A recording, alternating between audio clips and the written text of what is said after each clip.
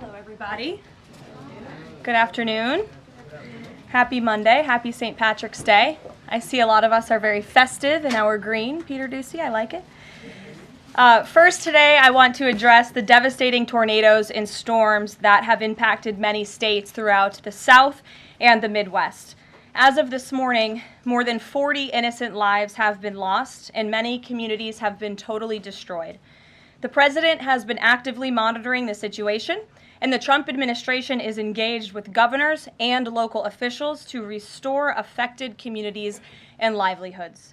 Everyone impacted is in our prayers, and President Trump is fully prepared to assist state and local officials as they recover from the horrific damage.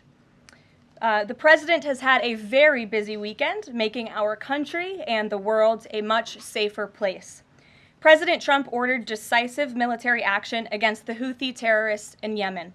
These Houthi terrorists have engaged in piracy, violence, and terrorism against American ships for years under the Biden administration, costing billions of dollars and putting innocent lives at risk.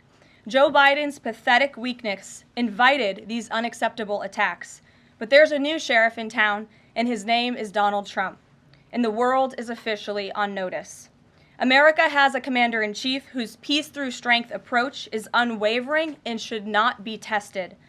As the president said, no terrorist force will stop American commercial and naval vessels from freely sailing throughout the world. Houthi terrorists and their Iranian backers should not cross President Trump again, and the president has made that clear today. On another important matter, President Trump signed a proclamation invoking the Alien Enemies Act regarding the invasion of the United States by the foreign terrorist organization Tren de Aragua. At the president's direction, the Department of Homeland Security carried out a counter-terrorism operation deporting nearly 200 violent Tren de Aragua terrorists, which will save countless American lives.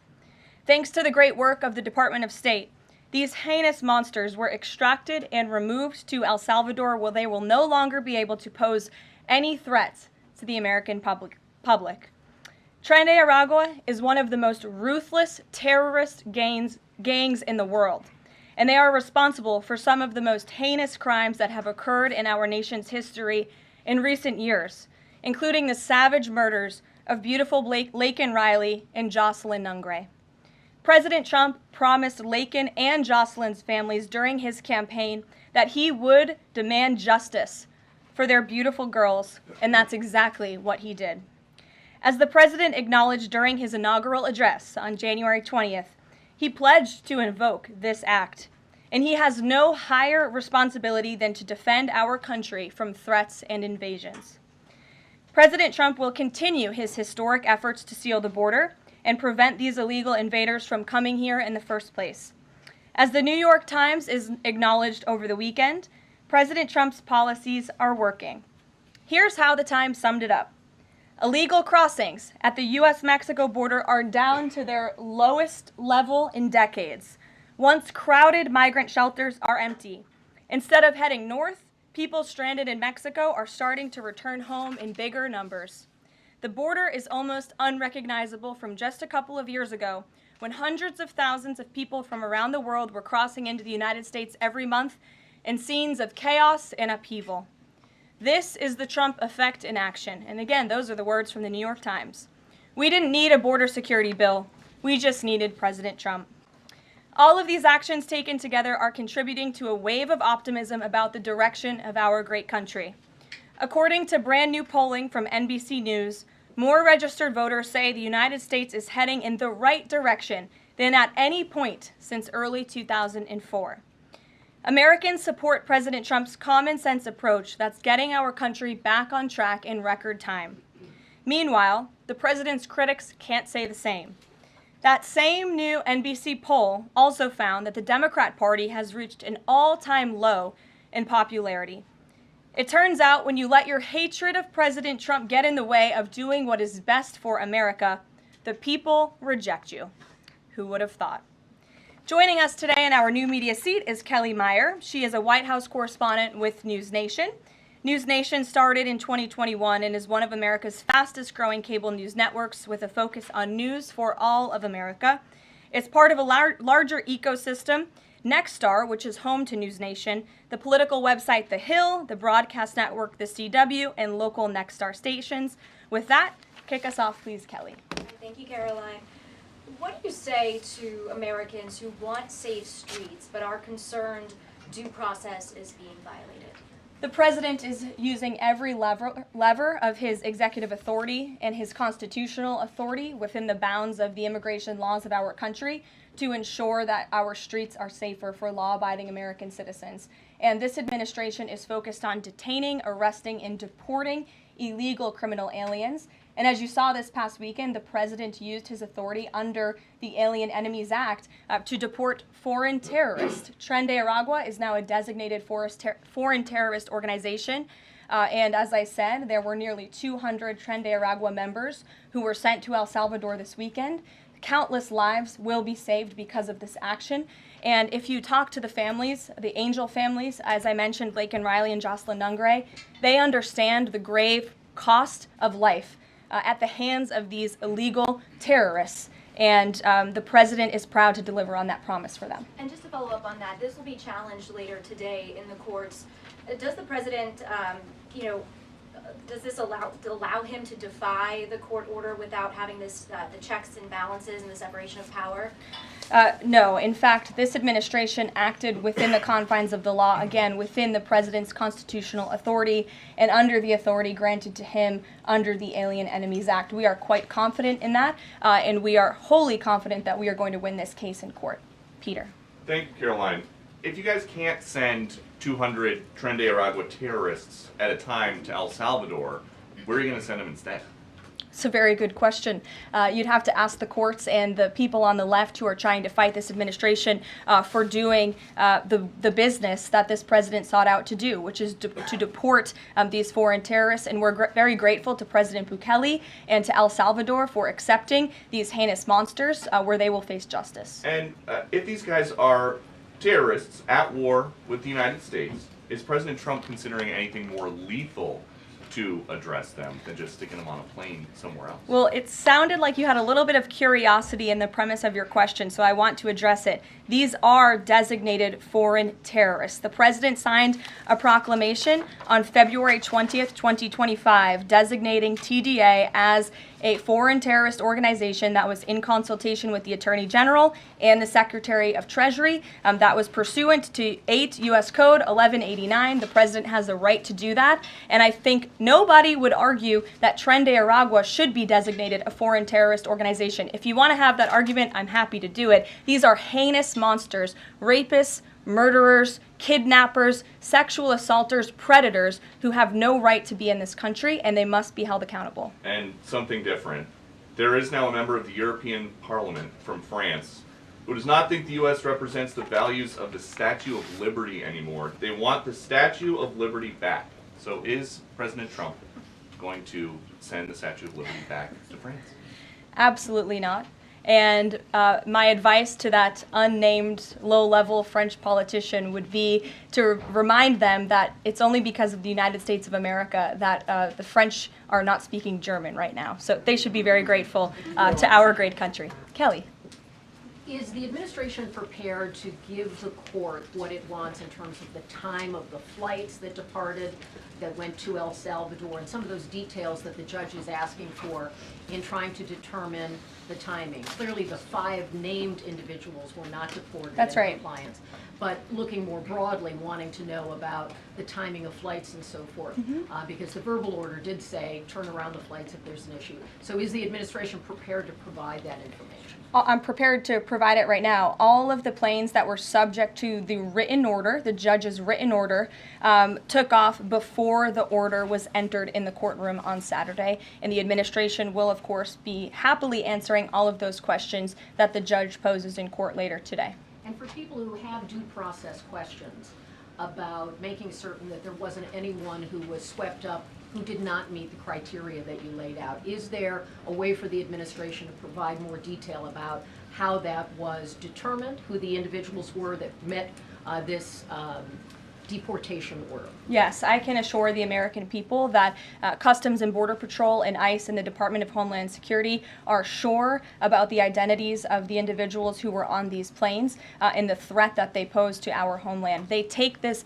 incredibly seriously. They are putting their lives on the line to deport these designated terrorists from our country, and they should be trusted to do that. And that's exactly what the American people elected this president to do. Thanks, Caroline. Just to follow up on that, then, so you're saying definitively that the administration can prove everyone that was put on those flights in El Salvador was either a member of Tren de Agua, MS-13, or some other entity? We've already provided the breakdown in the effort of transparency about the 261 illegal aliens who were deported. 137 of those were deported under the Alien Enemies Act. 101 of those were Venezuelans removed via Title VIII, which, as you know, are just regular immigration proceedings. And 23 of them were MS-13 Salvadorian gang members. There were also 2 MS-13 ringleaders as part of that group of 23 who President Bukele particularly expressed his gratitude for their return so he can demand justice in his home country. Jennifer. What criteria, though, other than, say, tattoos or maybe being in the wrong place at the wrong time, are they using to determine that someone is actually a member of one of these organizations? Intelligence and the men and women on the ground in the interior of our country who are finally being allowed to do their jobs. Their hands were tied under the previous administration, and as I said, they take their jobs very seriously. They should be trusted and respected by the American public with this operation. And of course, as I said to Kelly, the administration will provide all details to the questions that the court poses. Jennifer. One more follow-up on that. Can you say how much the U.S. is paying El Salvador to imprison these Venezuelans? And then a different question on Russia. I was wondering if you could give us an update on the ceasefire negotiations, and is there anything you can share on the list that Putin passed along to President Trump for the things he's requesting? Sure. To your first question, it was approximately $6 million to El Salvador for the detention of these foreign terrorists. And I would point out that is pennies on the dollar in comparison to the cost of life and the cost it would impose on the American taxpayer to house these terrorists in maximum security prisons here in the United States of America. And I would echo the message of our Secretary of State, Marco Rubio, who expressed his gratitude to President Bukele and El Salvador's government for their cooperation in this deal. As for Russia, as you know, the president announced last night on Air Force One on his return from his very busy weekend in Florida that he will be speaking to President Putin tomorrow. I won't get ahead of those negotiations, but I can say we are on the 10th yard line of peace, and we've never been closer to a peace deal than we are in this moment. And the president, as you know, is determined to get one done. Sure, Caitlin. I have 2 questions for you. One on the flights, but first on the president's post overnight, saying that the pardons that were issued by President Biden preemptively to members of the January 6th committee, that they're now null and void. Have attorneys here at the White House told President Trump that he has the legal authority to undo a pardon simply because it was signed by auto pen, as he said? The president was begging the question that I think a lot of journalists in this room should be asking about whether or not the former president of the United States, who I think we can all finally agree was cognitively impaired. I know it took people some time to finally admit that, but we all know that to be true, as evidenced by his disastrous debate performance against President Trump during the campaign. I digress on that. But the president was raising the point that did the president even know about these pardons? Was his legal signature used without his consent or knowledge? And that's not just the president or me raising those questions, Caitlin. According to the New York Post, there are Biden officials from the previous White House who raised those questions and wondered if the president was even consulted about his legally binding signature being signed onto documents. And so I think it's a question that everybody in this room should be looking into, because certainly that would propose perhaps criminal or illegal behavior if staff members were signing the President of the United States autograph without his consent. Biden is on the record talking about issuing preemptive pardons to these people. But was he aware of his signature being used on every single pardon? That's a question you should ask the Biden White House. Is there any evidence on that he wasn't aware of it? You're a reporter. You should find out. Okay, Sean. on the flights, so I have a question on the timeline of the flights. You keep talking about the judge's written order, which hit the docket Saturday night at about 7:26 p.m., but he issued a verbal order before that at about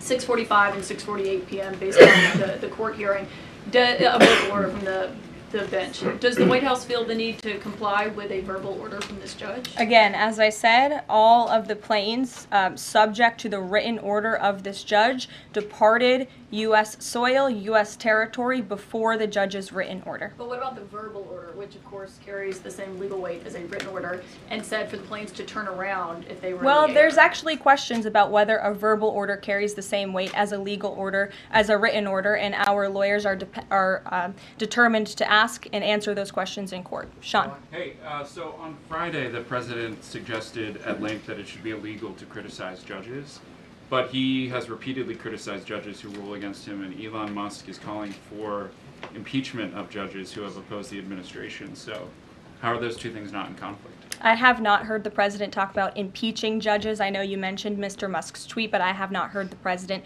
of the United States ask that. Mary. Hey, thanks, Caroline. I wanted to ask about this video I saw this morning set to the tune of, I believe, Closing Time, about deportations of illegal migrants. What's the strategy behind the White House's videos they've been putting out on this, and can you kind of talk us through the thinking on these videos? Sure. I think the White House and our entire government clearly is leaning into the message of this president. And we are unafraid to double down and to take responsibility and ownership of the serious decisions that are being made. The president was elected with an overwhelming mandate to launch the largest mass deportation campaign in American history, and that's exactly what he is doing. And to this very day, we are now, I think, 56 or 7 days into the administration by my count.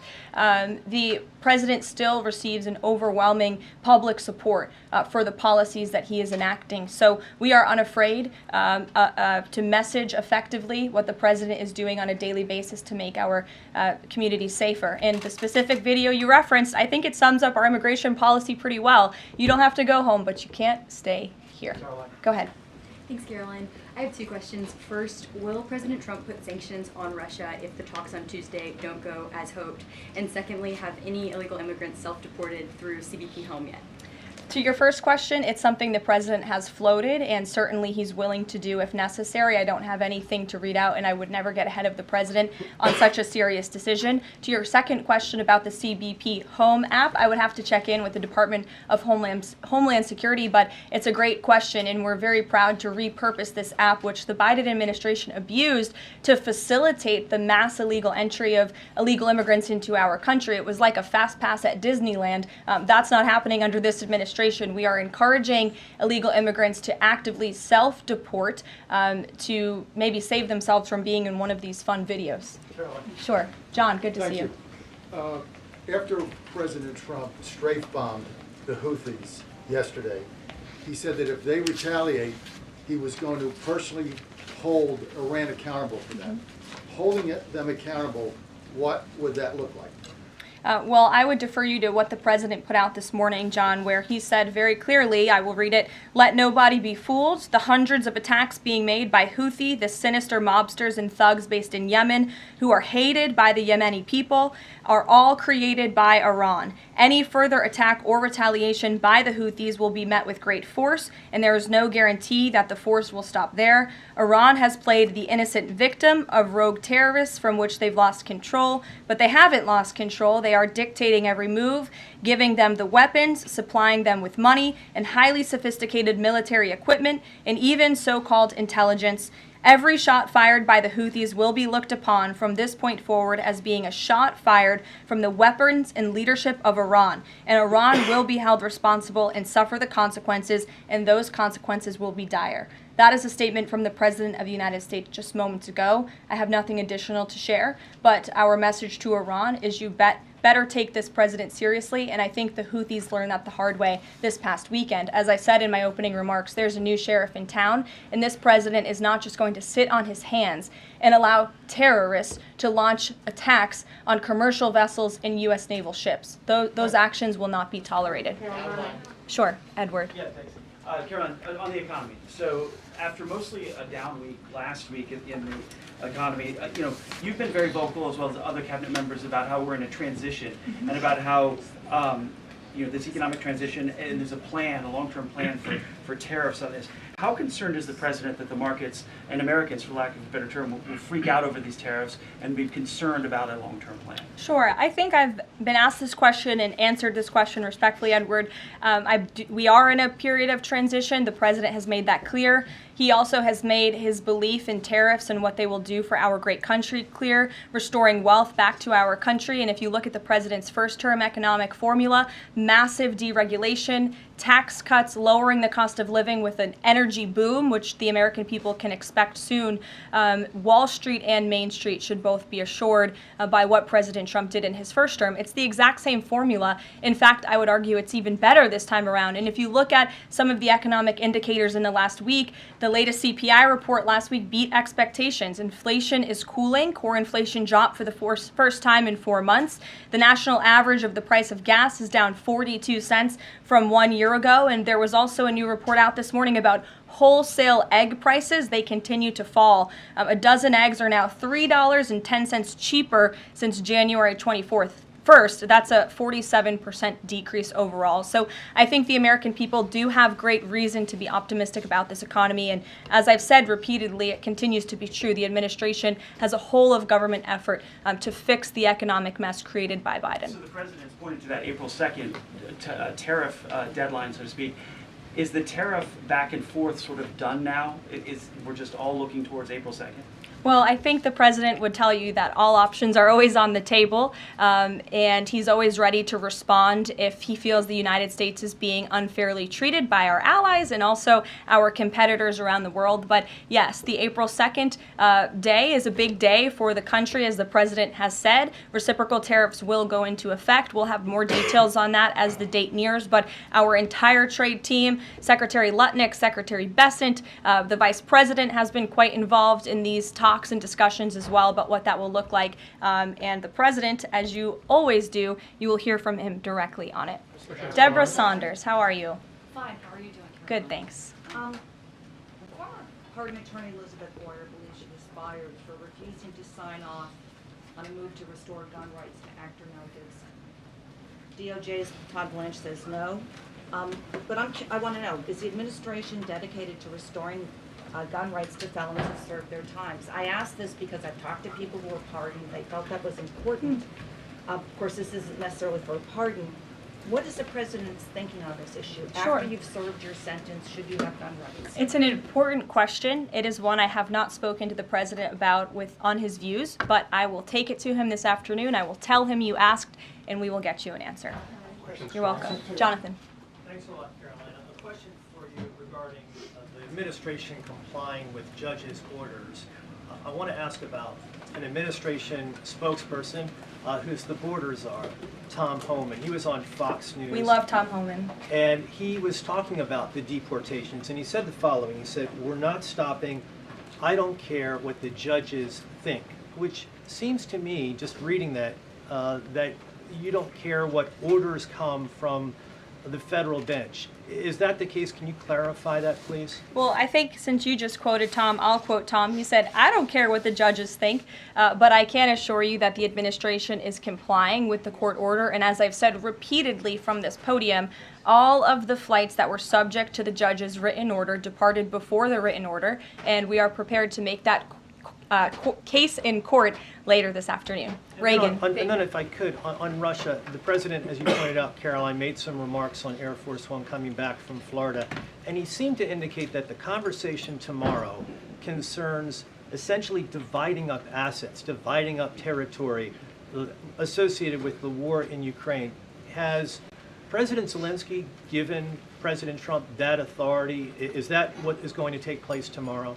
Well, as you know, the president and his entire national security team have been engaged directly with President Zelensky and the Ukrainian team, and that has been part of the discussion between the president's team and the Ukrainians. As for where those lines will be drawn or any specifics, I am not going to get into that from this podium. It would be unwise for me to get ahead of the president's call with President Putin tomorrow. But again, I can assure you, in the effort of transparency, as this president always does, you will hear from him or one of us directly after that phone call tomorrow. Reagan. Thank you, Caroline. There's a lot of focus on the judicial branch right now. The president has about 40 judicial appointments that he could make at this moment. Do you have an update on what the timeline would look like for those judicial appointments? And does the president have a list of potential nominees that he's vetting? I do not have an update on a timeline, nor do I have a list, but I can certainly have our team gather that for you and provide it. You're welcome. Sure. Go ahead. Sure. Thank you, Caroline. Go So ahead. the president is visiting the Kennedy Center this afternoon to He attend is. a board meeting. A question about what happened a few weeks ago. The Kennedy Center got bomb threats targeting a performance by Shingyun Performing Arts, which is an American company showcasing China before communism. This company has been targeted, unfortunately, by the CCP for years. I'm wondering if this administration has a response to this, and also as the president is putting an emphasis on arts and culture, what's the administration's message to potentially foreign state actors who are trying to disrupt that in the U.S.? Don't disrupt it. This administration will take that very seriously and hold you accountable. We obviously condemn any violence or threats of violence against American institutions. And the president will be traveling to the Kennedy Center later this afternoon. I look forward to going with him. As you know, he is now the chairman of the board of the Kennedy Center, where he hopes to restore arts and culture that embrace American tradition, don't disparage it, as we have unfortunately seen over the past several years. The president will be doing a tour of the center. In his business developer mind, I'm sure he will make some recommendations on how the center itself can be improved, but also will be discussing perhaps some future plays and musicals and theatrical programs that the center will be hosting under his new leadership and the board's new leadership. Daniel.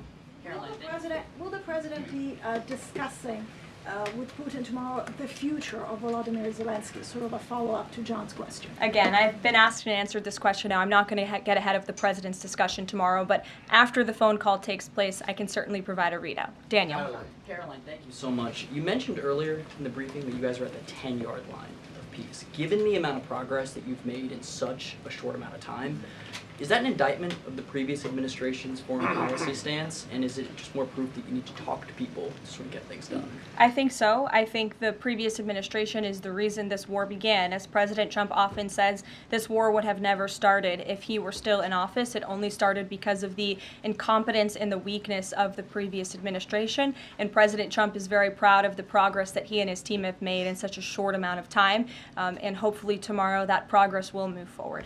Sure. Thanks. There have been some media reports just in the last few hours that the administration has decided to withdraw from the International Center for the Prosecution of the Crime of Aggression against Ukraine, which is designed to hold Putin accountable for war crimes. Are you able to confirm that? And if that has occurred, why has that occurred?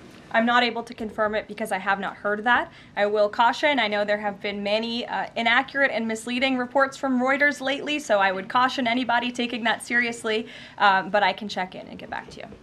Rachel. Thanks, Caroline. Is it the president's belief that the Justice Department should be investigating members of the January 6th Select Committee? Is he directing the DOJ to do that? As the president made it very clear in his address on Friday, I believe some of you were there, I was there, he made his vision for what he would like to see of the Department of Justice very clear, but he said that he has appointed great people in Attorney General Pam Bondi and also in our FBI Director Kash Patel to do what they think is best for our justice system and to stop the weaponization of justice that we saw under the previous administration against not just President Trump but his supporters as well. We want to restore the Department of Justice to an institution that focuses on fighting law and order and crime and putting real criminals behind bars, not targeting Americans because of their religion or their political speech. We saw that under the previous administration, and it's unacceptable to this president. And just to follow up really quickly on just Homan's comments from earlier, a few weeks ago in the Oval Office, the president said he will always abide by the courts. We heard what Tom Homan said earlier today. So I'm only asking just to be clear for the American people. It is the administration's belief that they were that you feel like you were bound to comply by the judge's orders? We are complying with the judge's orders. Question on the storm. Sure. What role does the president see for FEMA with these storms? He's talking about getting rid of FEMA, states handling their own disasters. Does he plan to change how the federal government responds to these storms? There hasn't been a change yet. That doesn't mean there couldn't be in the future. But as of right now, the president, the entire administration are actively monitoring the storms, as I said. In fact, before I came down here, there was an email note in my inbox from the Department of Homeland Security on what they are actually doing state by state across the board. So rest assured, Secretary Noem and her team is on it, and I would defer you to the Department of Homeland Security for any further details. One more question. The president referenced power plants with a conversation with Vladimir Putin.